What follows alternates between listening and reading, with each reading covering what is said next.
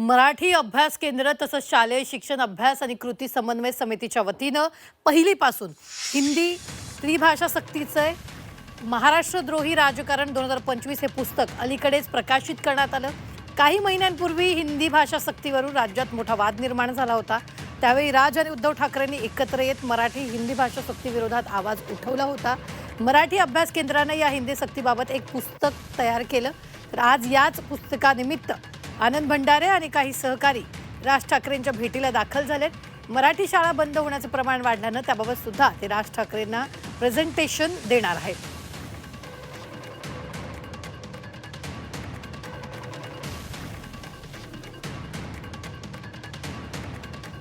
तर मराठी शाळा बंद होण्याचं प्रमाण वाढलंय, समस्येबाबत राज ठाकरेंना ते सादरीकरण करणार असल्याचं कळतं आहे। मराठी शाळा बंद होण्याचं प्रमाण वाढलेलं आहे।